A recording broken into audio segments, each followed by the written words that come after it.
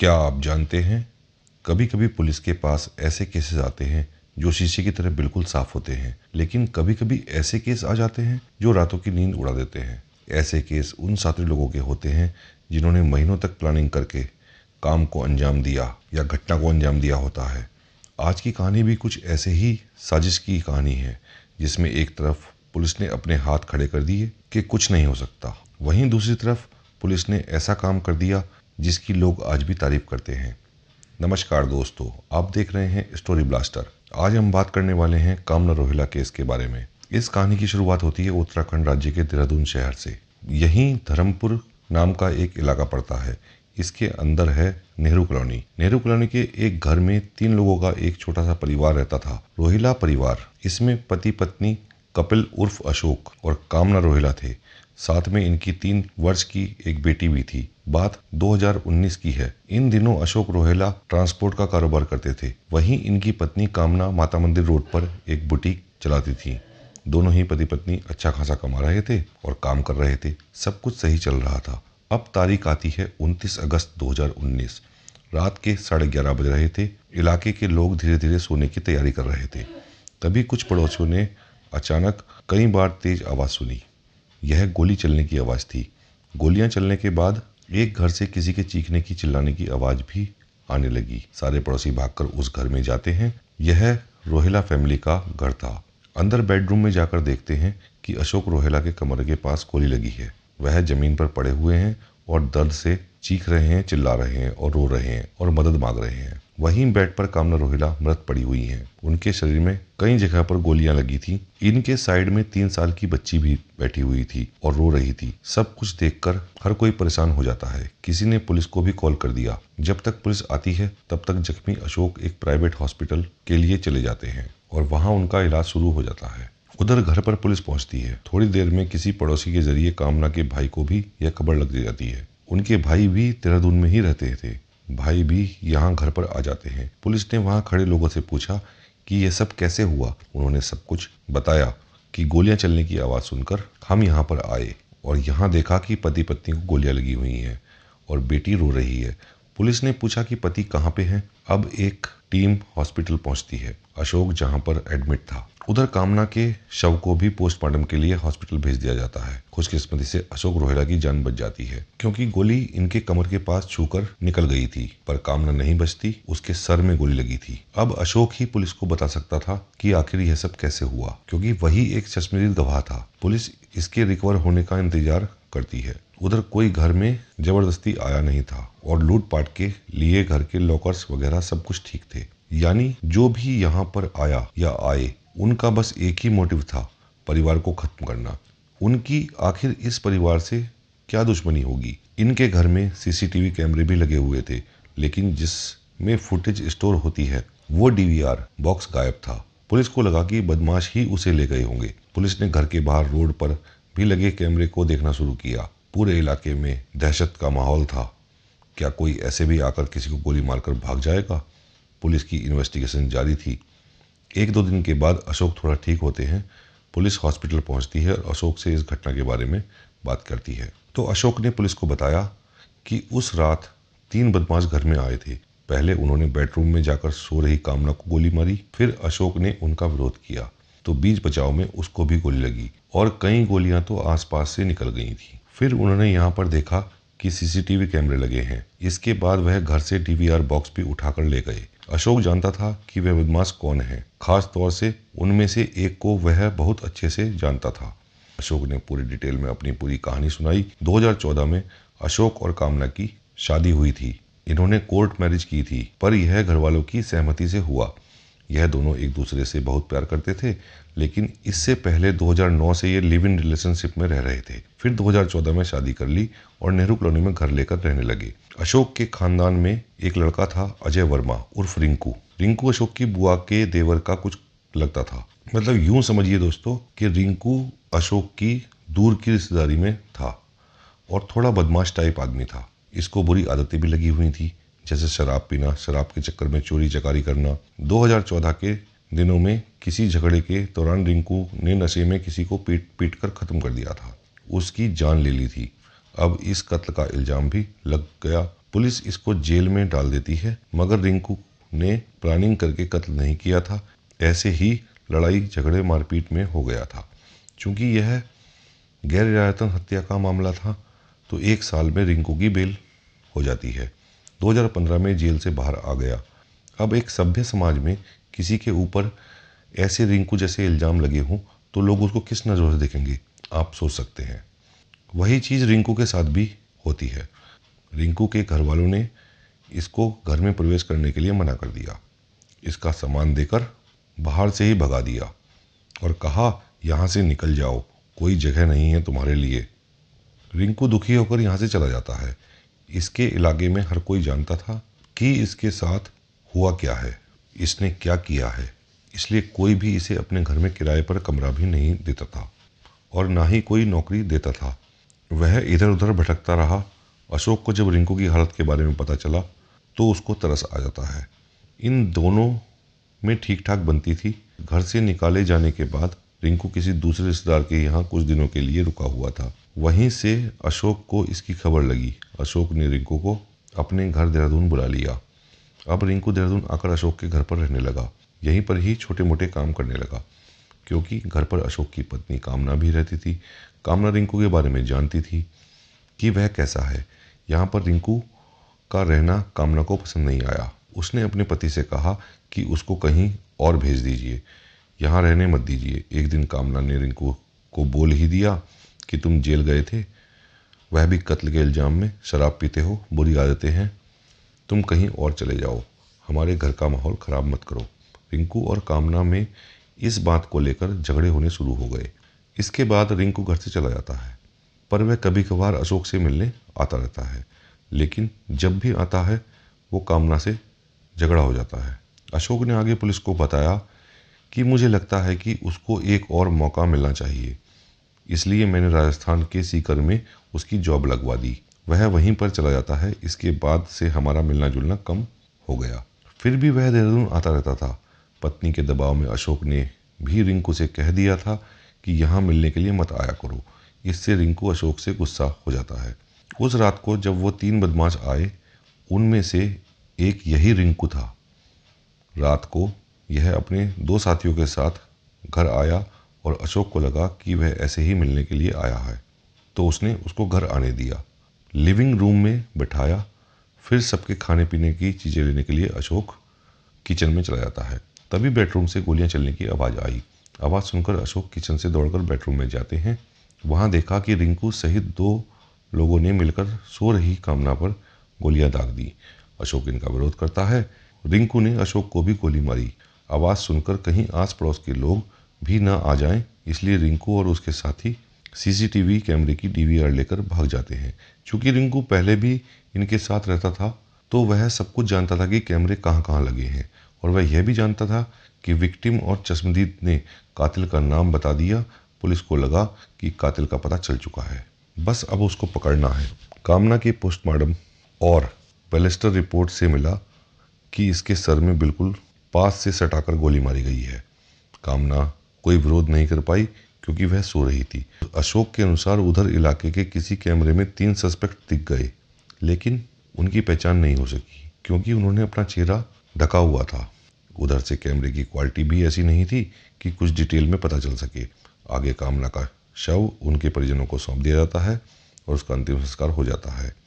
इसके बाद पुलिस ने रिंकू की डिटेल निकालनी शुरू की।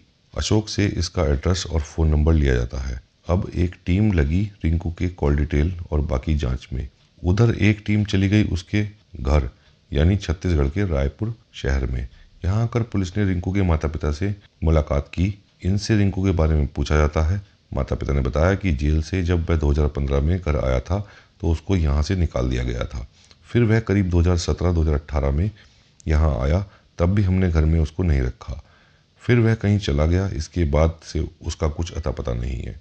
पुलिस ने आस पड़ोस के लोगों से भी बात की। इन्होंने भी कहा कि 1-1.5 साल पहले उसको हमने यहाँ देखा था, लेकिन फिर वो चला गया था। लोगों के पास उसके कांटेक्ट करने का कोई जरिया नहीं था। पुलिस वापस देहरादून लौट आती है। उधर टेक्निकल जांच में मिला कि रिंकू का फ़ोन करीब 10 महीने से बंद है, स्विच्ड ऑफ है। अशोक ने जो रिंकू का फ़ोन नंबर दिया था वह भी बंद है। पुलिस को रिंकू के बारे में कुछ पता नहीं चल रहा था। इन्होंने सोचा कि एक बार अशोक के पड़ोसियों से बात किया जाए, शायद उनको कुछ आइडिया हो रिंकू के बारे में। अब हर इलाके में कुछ ऐसे लोग होते हैं दोस्तों, जिनको अपने घर से ज़्यादा दूसरों के घरों की चिंता होती है। दूसरों के घरों में क्या चल रहा है उसमें ज़्यादा इंटरेस्ट होता है। अशोक के पड़ोस में भी ऐसे कुछ लोग मौजूद थे। पुलिस को इन्होंने बताया कि जब अशोक और उसकी पत्नी कामना यहाँ आकर रहने लगे तो शुरू में सब कुछ ठीक चल रहा था, दोनों में बहुत प्यार था।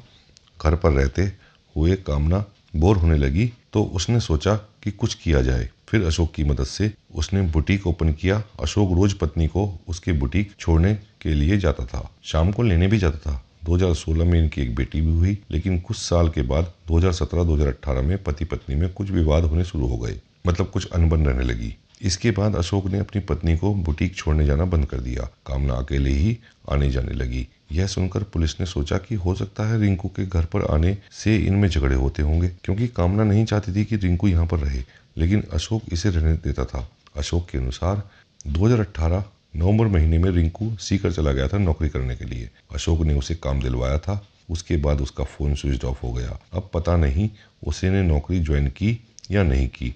वह हम पर गुस्सा था। देहरादून पुलिस ने राजस्थान के सीकर पुलिस से बात की, वहां से भी रिंकू का कुछ अता पता नहीं चला। पति पत्नी के झगड़े की बात पुलिस के दिमाग में बैठ चुकी थी। इन्होंने इस एंगल से केस की इन्वेस्टिगेशन शुरू कर दी। यह सब चीज़ें 4 से 5 दिनों के अंदर ही चल रही थी। अब पुलिस ने अशोक रोहेला की कॉल हिस्ट्री निकाली। अशोक हॉस्पिटल में ही एडमिट था। इसके कॉल डिटेल खंगाले जाते हैं, क्योंकि ये एक ट्रांसपोर्टर था तो उसको कई सारे कॉल्स आते रहते थे। पुलिस ने बारी बारी से उन सब कॉलों को चेक करना शुरू किया। छानबीन करते करते पुलिस को अशोक के फोन से 2 नंबर दिखाई दिए। इन नंबर्स पर पहले बहुत बातें होती थी। कभी अशोक उनको कॉल करता था तो कभी वो लोग अशोक को कॉल करते थे। लेकिन जब वो गोली चलने वाली वारदात हुई, उसमें अशोक की पत्नी का कत्ल हो जाता है। उसके बाद से इन दोनों नंबर्स पर कोई बात नहीं हुई, मतलब बात होनी बंद हो जाती है। अब ऐसा कैसे हो सकता है? घटना से पहले बातें होती हैं, लेकिन घटना के बाद बातें नहीं होती हैं। पुलिस हॉस्पिटल जाकर अशोक से इन नंबर के बारे में पूछती है। अशोक ने इन्हें देखा और बोला कि ये उनके दोस्तों के नंबर हैं, दीपक शर्मा और गौरव शर्मा। पुलिस ने सोचा कि इन दोनों से ही एक बार बात कर ली जाए। अशोक से उनका एड्रेस लिया जाता है।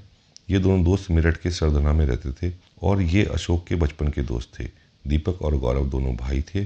दीपक बड़ा भाई था और गौरव छोटा भाई था। अब पुलिस मेरठ के सरधना पहुंचती है इन दोनों से बात करने के लिए। घटना 29 अगस्त को हुई थी और इन दोनों भाइयों को 4 सितंबर को देहरादून लाया गया पूछताछ के लिए। इनमें से गौरव के फ़ोन की लोकेशन 28 और 29 अगस्त को देहरादून में दिखी थी। फिर फ़ोन स्विच ऑफ हो जाता है। इसके बाद गौरव मेरठ चला जाता है। अब इसने ऐसा क्यों किया? पुलिस इस सवाल का जवाब ढूंढना चाहती थी, लिहाजा पुलिस ने इनसे बातचीत करना शुरू कर दिया। यह तीनों यानी अशोक, दीपक और गौरव बचपन के दोस्त हैं। इनकी डेली फ़ोन पर बात भी होती थी। पुलिस ने इन दोनों भाइयों से पूछा कि अगर आप तीनों में इतनी गहरी दोस्ती थी, अशोक की वाइफ का कत्ल हुआ था, उस वक्त आप लोग कहाँ थे? अंतिम संस्कार में भी नहीं आए। अशोक बिल्कुल अकेला पड़ गया था। ऐसा क्यों? इस पर दोस्त ने कहा कि उन्हें पता नहीं था, ये शहर से बाहर थे। पुलिस ने इनकी लोकेशन चेक की तो ये लोग झूठ बोल रहे थे। ये अपने घर पर ही थे। जिन लोगों की रोज एक दूसरे से बात होती हो, अचानक से उन्होंने बात करना कैसे बंद कर दिया? वह भी एक जरूरी समय में। पुलिस को यह चीज खटक रही थी। उधर एक टीम अशोक से भी हॉस्पिटल में इंट्रोगेशन करती है। उससे भी सेम सवाल किए जाते हैं। आपके दोस्तों के घटना के बाद अचानक फोन आने क्यों बंद हो गए, जबकि उनको आपके साथ होना चाहिए था? एक बार भी वह हॉस्पिटल नहीं आए। एक के बाद एक सवाल दागने के बाद पुलिस के सामने सभी लोग टूट जाते हैं। इन्होंने मान लिया कि कामना का कत्ल इन्होंने ही किया है। इसके बाद वह सारी वारदात बताते हैं। अशोक 1 साल पहले अक्टूबर 2000 में अपनी पत्नी के कत्ल की प्लानिंग करता है। वह ये जानता था कि इसके रिश्तेदार रिंकू पर क्रिमिनल केस चल रहा है। यह कामना से नाराज भी रहता है। अशोक ने सोचा कि अगर इसको बोलें कामना का कत्ल करने को तो कहीं ये जाकर पुलिस को न बता दे। इस पर विश्वास करने ठीक नहीं है। अब कैसे किया जाए? अशोक ने अपनी प्लानिंग शुरू कर दी। कामना का कत्ल करना था, लेकिन उसका इल्जाम किसी और पर जाए। अशोक टीवी पर क्राइम शोज देखने लगा। मूवी, वेब सीरीज देखता, बुक्स पढ़ता, न्यूज़पेपर में खबरें पढ़ता। जहां से भी हो सके वह आइडियाज खोजने लगा। अशोक ने अपने बचपन के दोस्त को प्लानिंग में शामिल किया। दीपक शर्मा इसका भाई गौरव और परवेज नाम का एक और आदमी। अशोक ने इनको कुछ पैसे की सुपारी भी दी। यह सारी प्लानिंग करेगा। साजिश रचे और इसके तीनों दोस्तों को अंजाम देंगे। अशोक ने इनको इस काम के लिए कुछ पैसे देने की भी बात कही। अब सारी प्लानिंग ये करेगा और इसके तीनों दोस्त उसको अंजाम देंगे। प्लान का सबसे पहला स्टेप था रिंकू को खत्म करना, क्योंकि अगर यह दुनिया से चला गया तो उस पर ही सारा कत्ल का इल्जाम डाल देंगे। ऊपर से इसके क्रिमिनल रिकॉर्ड्स भी हैं। घर वालों से रिंकू का कोई रिश्ता नहीं है, सबने ठुकरा दिया है, कोई इसका साइड लेने वाला नहीं होगा। कामना और रिंकू के झगड़े होते ही रहते थे। समय आता है नवंबर 2018 का। अशोक ने रिंकू से कहा कि मैंने तुम्हारे लिए राजस्थान के सीकर में नौकरी ढूंढी है, वहीं चले जाओ। नवंबर में अशोक का बर्थडे भी था। इसने कहा कि बर्थडे के बाद चले जाना, अपनी गाड़ी से छुड़वा दूंगा। अब अशोक का बर्थडे आता है। इसने कुछ दोस्तों को भी बुलाया पार्टी में, और यह दोस्त वही तीनों थे जिनको रिंकू का कत्ल करना था, दीपक, गौरव और परवेज। इन तीनों ने मिलकर रिंकू को खूब शराब पिलाई, रात भर शराब पीते रहे। फिर सुबह में दीपक, गौरव और परवेज एक गाड़ी से रिंकू को अपने साथ लेकर गए जहां पर की जॉब लगने वाली थी, यानी कि राजस्थान के सीकर में। एक दोस्त गाड़ी चला रहा था और बाकी दो दोस्त रिंकू के साथ गाड़ी में ही शराब पार्टी कर रहे थे। इन्होंने रिंकू के ड्रिंक में नशीली गोलियां मिला दी, जिससे यह और भी बेहोश और बेसुध होने लगा। यह शाम तक राजस्थान के सीकर जिले में पहुंच गए। यहीं चलती गाड़ी में इन्होंने रिंकू का गला घोट दिया, उसकी मृत्यु हो गई। फिर यह लोग इसके सारे कपड़े उतारते हैं। इसके जितने भी पहचान के लायक चीजें थी, वह रिंकू नौकरी करने जा रहा था तो अपने डॉक्यूमेंट लेकर ही जाएगा। इन चीजों को यहाँ से किराए के कातिल या दोस्त अपने पास रख लेते हैं। उन्होंने सीकर जिले में ही फतेहपुर के आसपास झाड़ियों में रिंकू के बिना कपड़ों के शव को फेंक दिया। वहां से निकलकर थोड़ी दूर पर रिंकू के सारे सामान भी जला दिए। इसके बाद सीधे देहरादून अशोक के पास पहुंच गए। अशोक से कुछ पैसे लिए और फिर मेरठ अपने घर लौट गए। उधर रिंकू का शव झाड़ियों में कई दिनों तक पड़ा रहा। जब उसके डिकम्पोज होने की बदबू आने लगी तो राहगीरों ने वहां के लोकल पुलिस को इसकी सूचना दी। वह उस शव को जानवरों ने भी कुछ खा लिया था। पुलिस इस शव की पहचान जानने की पूरी कोशिश करती रही, मगर ये लोग असमर्थ रहे और नाकाम रहे। फिर भी शव का फोटोग्राफ वगैरह लेकर इसका अंतिम संस्कार कर दिया गया। कोई इसको पूछने वाला भी नहीं था, तो उसकी फाइल थाने में ही पड़ी रही। इधर अशोक की अपनी पत्नी के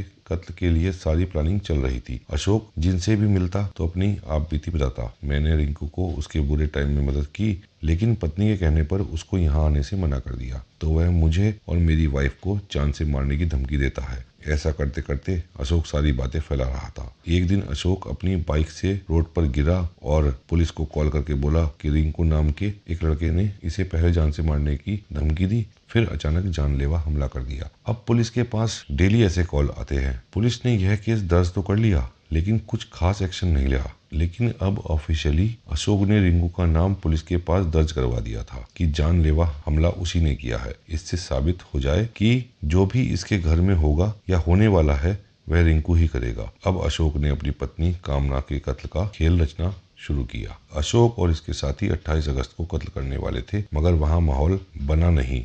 फिर 29 अगस्त की तारीख आई। रात को 11:30 बजे दीपक, गौरव और प्रवेश तीनों आते हैं। एक के पास बंदूक थी। अशोक ने दरवाजा खोला। कामना बेडरूम में सो रही थी। धीरे से ये तीनों अंदर गए और कामना के सर पर बिल्कुल पास से गोली मार दी, पहले सर में फिर सीने में। इसके बाद दीपक से अशोक ने अपने कमर पर गोली चलवाई। ऐसे चलाई जैसे गोली छूकर निकल गई हो, हल्का सा कट का निशान बस लगे। दीपक ने ऐसा ही किया। फिर वो कैमरे की डीवीआर और नकदी लेकर तीनों कातिल चले जाते हैं। वो बंदूक अशोक ने ही रख ली थी। अब सवाल ये उठा कि आखिर ये सब कुछ क्यों किया गया, अपनी पत्नी का कत्ल क्यों किया और उस रिंकू का भी कत्ल क्यों। अशोक इसकी भी कहानी सुनाता है। 2009 का साल था। अशोक मेरठ से देहरादून आकर डीजे का काम करने लगा था। ट्रांसपोर्ट के बिजनेस में वो चला गया। इसके बाद ऑफिस के सामने एक पीसीओ बूथ था जिसे एक भाई बहन चलाते थे। वहीं पर अशोक कॉल करने के लिए जाता रहता था। इसी दौरान उसकी पीसीओ चलाने वाली लड़की से प्रेम प्रसंग शुरू हो गया। वहीं उस लड़की के भाई की एक मंगेतर भी थी, कामना। अशोक ने जब कामना को देखा तो इस लड़की से प्यार हो गया। कामना को भी अशोक पसंद आता है। अशोक ने अपने पहले प्यार को छोड़कर कामना को अपनाने की सोची। कामना ने भी मंगेतर को छोड़ दिया और अशोक के पास आ गई। दोनों नेहरू कॉलोनी में घर लेकर लिव इन में रहने लगे। फिर 2014 में घर वालों की सहमति से शादी कर लेते हैं। कोर्ट मैरिज इन दोनों ने ही अपने अपने पहले प्यार को छोड़कर एक दूसरे से शादी कर ली। आगे कामना एक बुटीक खोलती है। अशोक जितना फाइनेंस कर सकता था उसने कर दिया। इसके बाद कुछ और पैसों की जरूरत पड़ी तो कामना मार्केट से कर्जा लेती है। कामना लगातार किसी फाइनेंसर से कर्जा लेती रही। बुटीक के लिए अशोक इसको मना करता। इतने लोन मत लो। 2018 में अशोक को एहसास हुआ कि इसकी पत्नी का किसी के साथ अफेयर चल रहा है। यह अफेयर उसके साथ था जिससे ये उधार लेती थी। ऐसा अशोक को शक हुआ। कामना ने करीब 80 लाख मार्केट से उधार ले रखा था। अशोक को लगता था कि एक तो उसका अफेयर चल रहा है, ऊपर से इतने सारे कर्ज ले चुकी है, कैसे सब कुछ ठीक होगा। अशोक उसको डाइवोर्स देता तो उसकी प्रॉपर्टी में भी उसको हिस्सा देना पड़ता। इसलिए उसने सारे कत्ल की प्लानिंग रची। देहरादून पुलिस सीकर पुलिस से बात करती है और उनसे पूछती है 2018 के नवंबर दिसंबर के आसपास आपको कोई शव मिला? क्या सीकर पुलिस ने यह बात कंफर्म कर दी? साथ में उस दौरान लिए गए शव की फोटो भी भेज दी। रिंकू के घर वालों को भी फोटो दिखाकर पहचान कराई जाती है। रिंकू के भाई विवेक वर्मा ने अपने भाई के कत्ल का मुकदमा दर्ज कराया। अशोक, दीपक और गौरव पुलिस की गिरफ्त में थे, लेकिन परवेज फरार था। परवेज के घर पर कुर्की का नोटिस भेजा। पुलिस ने घटना के 6 महीने के बाद फरार परवेज को भी सोनीपत से गिरफ्तार कर लिया। 19 फरवरी 2020 को पकड़ा गया। परवेज भी अशोक के बचपन का दोस्त था। वह भी मेरठ के सरधना में ही रहता था। इन कत्लों के खुलासे के लिए पुलिस ने हाई रैंक ऑफिसर्स के इन्वेस्टिगेटिव टीम को शाबाशी दी और पैसों के इनाम भी दिए। यहाँ एक कत्ल करने के लिए दूसरा कत्ल पहले किया गया ताकि उस पर किए जाने वाले कत्ल का इल्जाम लगा सके। फिलहाल ये चारों आरोपी जेल में हैं। इन पर सेशन कोर्ट में मुकदमा चल रहा है। कहानी को यहीं खत्म करते हैं दोस्तों, और कमेंट करके बताइए वीडियो आपको कैसी लगी, कहानी कैसी लगी। ये कामना रोहेला की कहानी थी दोस्तों, जिसको उसके पति ने ही मरवा दिया। जाने से पहले चैनल को सब्सक्राइब करके जाएं, बेल आइकन बटन को दबाएं और नोटिफिकेशन ऑन कर लें, जिससे आने वाली कहानियां आपको शीघ्र से शीघ्र मिल सके। धन्यवाद दोस्तों। जय हिंद, जय भारत।